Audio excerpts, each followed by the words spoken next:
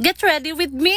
Get ready, dyan ka magaling ang paglalagay ng koloriti sa pagmumukha mo. Marami akong mga nabasa na kuminto ba na mag-get ready with me daw si Dorinel. Magaling ang babae na yan, ang pagpaarte sa katawan niya. Yung pinaglalagay niya yan na sa mukha niya, yung tubig na yan, naiirita talaga ako pag makita ko yan sa rip. Kay dagdag sikip lang yan sa rip.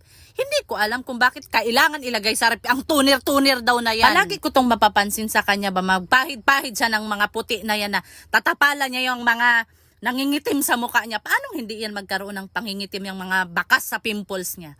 Kaya nagpupuyat. Yung pinambili niya dyan sa BB cream na daw na yan na Miska. Kung itinulog niya na lang, hindi na niya kailangan maglagay niyan. Kaya hindi siya magkaka-pimples, kaya hindi na puyat. O tinatakpan niya ngayon yung eyebag niya. Sino ang may kasalanan bakit nagka-eyebag? Siya din. Kaya hindi natutulog sa tamang oras. Sus, Dorinel, kahit ilang beses mo patakpan yung mga eyebag mo na yan, lalabas pa rin yan. Kaya buburahin din naman ang makeup. Tignan mo ang babae, o napakaraming itatapal sa pagmumuka niya. Siya rin naman ang may gawa sa mga yan.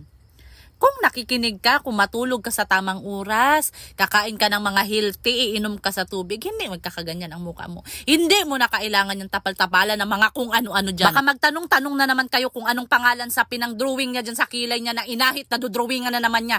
Ang nakasulat doon ay Bobby Brown. Isa pa yan sa hindi ko maintindihan. Bakit kailangan niya ahitin ang kilay niya tapos dodrawingan din niya? Ang luka. Dahil hindi man pinagpala ang babae, hindi man siya mistisa, kaya hindi pupula ang pisngi. Maglalagay siya nitong pampapula sa pisngi niya. Kahit ano mang gawin mo dito kay Dorinel, hindi yan talaga mamula. Kahit anong sermon kahihiyan, hindi yan tatablan, hindi talaga yan pupula. May nabasa pala ako ng mga comment na mamahalin daw yung blush on niya. Sosyalira ka talaga, Dorinel. Kung hindi ko pa mababasa ang mga comment ng mga tao dito sa social media, hindi ko talaga malalaman. Dahil maputla at kulang sa sustansya ang labi sa babae, naglagay ng lip tint.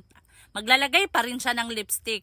Marami talagang kailangan ilagay dyan sa labi niya kay napakaputla dahil walang sustansya. Kakainom sa milk tea. Kung ako pa dito sa babae, kung ibinili na lang niya ng vitamins yung mga pinagbibili niya dyan sa makeup, mas maganda pa. Makatitino pa ang isip sa babae. Sus, napakaganda sa babae, oh.